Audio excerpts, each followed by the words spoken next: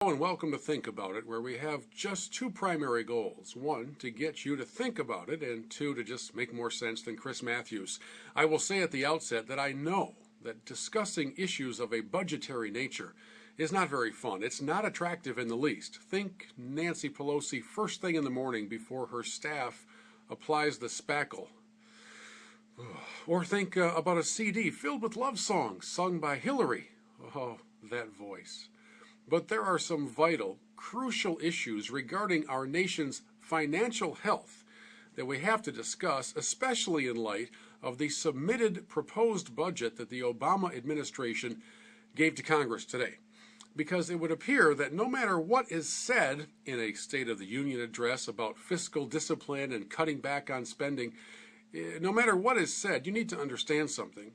This is an administration that either doesn't get it at all, or does get it, doesn't care what you think, and will lie to your face to get where they think we need to go. The submitted budget more than triples the largest deficit ever compiled in the 8 years of the Bush administration. And I was a critic of George W. Bush for his spending ways, having lost the conservative nature of his presidency, I think, in that category. Now, we're going to triple it as a means of gaining financial health. Now, you, of course, over the years have heard the analogy that when you're in a hole, if you want to get out, stop digging. A couple other ways to think about this whole budgetary mess. If you're overweight, the answer to reducing your weight is not eat more. If perhaps you have trouble driving your car at the posted speed limits, the answer is not to drive faster so they can't catch you. That gets you more speeding tickets, not less. It reminds me of me when I was back in college. I had hair. I was a young guy who had the world before him, and I decided to cancel my meal plan at the University of Michigan and use that money for 21 days straight to order Domino's pizza with bacon and pepperoni. Yes, very, very healthy. I did it for the first few days. I thought I was on the cutting edge of nutritional evolution. I thought that perhaps I was onto something because it really tasted good. And I just kept going. And I saved all of the boxes. So that in my room, I sort of had this monument to cardiac arrest, if I had continued going, that was building up as a display of my inventiveness and my creativity and my dedication. One day, when the pizza came, I had simply hit the wall. I couldn't stand another bite. I didn't want to look at it, smell it, think about it, or pay for it. I was done. I had had too much.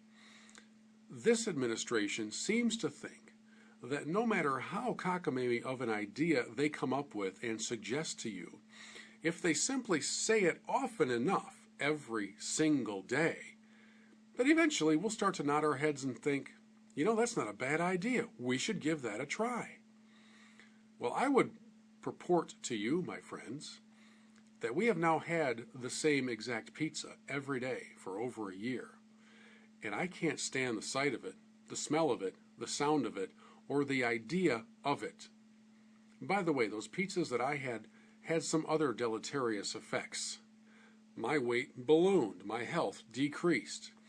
The same sort of thing will happen to our nation if we continue pretending that the best way out of a recession is for more government, to spend more than we have, to dig a debt hole even deeper so that somebody somewhere else down the road can pay for it. If you've had enough of this sort of philosophy, it's now time to pick up your phone and call whoever it is you've helped elect to run your part of the world and tell them it's all done.